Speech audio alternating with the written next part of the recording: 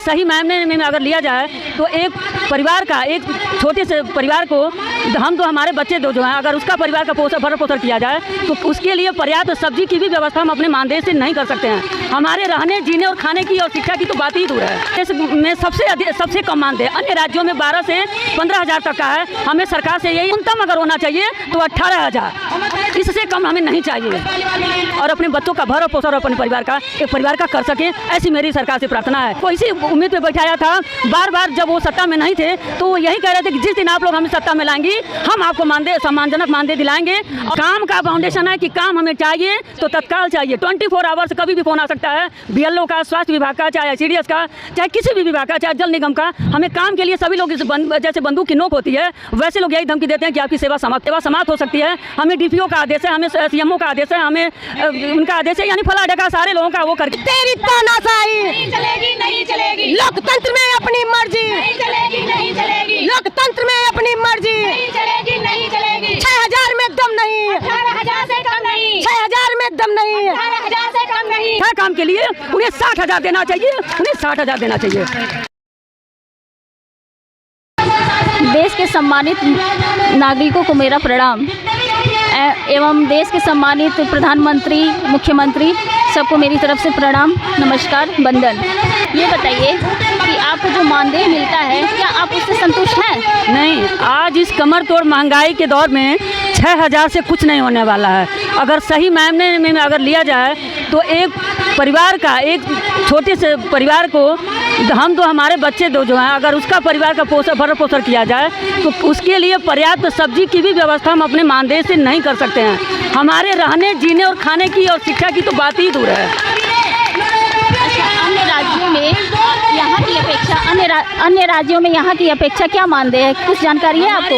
उत्तर प्रदेश में सबसे कम मानदेय अन्य राज्यों में 12 से 15 हज़ार तक का है। हमें सरकार से यही अनुरोध है कि समान काम समान वेतन जो है दें, बस यही कहना है। कोई भेदभाव ना हो, क्योंकि काम में अगर कोई भेदभाव नहीं है तो दाम में भी कोई भेदभाव नहीं होना चाहिए। यदि आपको ये कहा जाए कि आप कितना मानदेय चाहती हैं? कम से कम न्यूनतम अगर होना चाहिए तो 18 हज़ार, इससे कम हमें नहीं चाहिए। तो हमें सरकार से यही उम्मीद है और हम यही चाहते हैं कि हमारे मानदेय को जो है सम्मानजनक मानदेय, ताकि हम भी अपने परिवार में एक सम्मानजनक जो है जीवन यापन कर सकें और अपने बच्चों का भरण पोषण अपने परिवार का कर सकें, ऐसी मेरी सरकार से प्रार्थना है।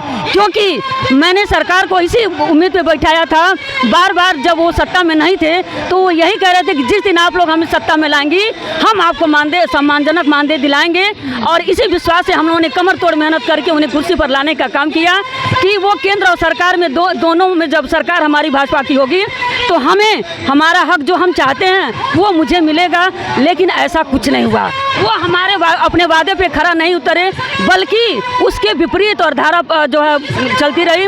काम पे काम, काम पे काम, लेकिन दाम का नाम न ले। काम जितना कम अधिक हो जाए वो कम है, लेकिन दाम के नाम पे किसी का कोई वो नहीं है, कोई जो है सहयोग करने वाला नहीं है, कोई मार्गदर्शक नहीं है।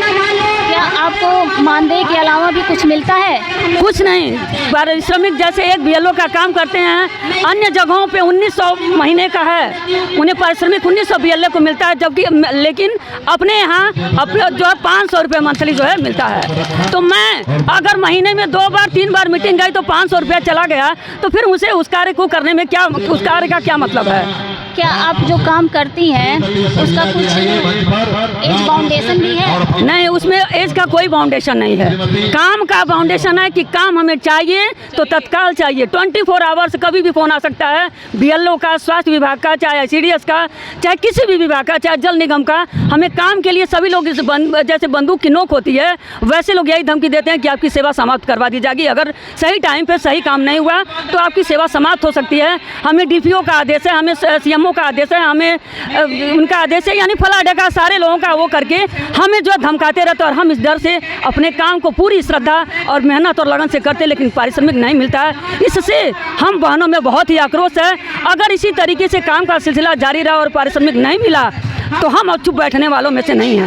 हम सभी लोग संयुक्त रूप से मिल करके और इसका विरोध करेंगे और अपने मांगों को मनवा करके ही रहेंगे, क्योंकि हमने अपना पेशेंस अब खो दिया। अब हमारे पास पेशेंस नहीं है कि हम केवल काम करें, क्योंकि भूखी पेट पूजा नहीं होती, काम की तो बात ही छोड़ दीजिए। क्योंकि तेरी तानाशाही नहीं चलेगी, क्योंकि तेरी तानाशाही नहीं चलेगी, नहीं चलेगी, लोकतंत्र में अपनी मर्जी, नहीं चलेगी, नहीं चलेगी, लोकतंत्र में अपनी मर्जी, नहीं चलेगी, नहीं चलेगी, 6000 में दम नहीं, 18,000 से कम नहीं, 6000 में दम नहीं। 18,000 से कम नहीं।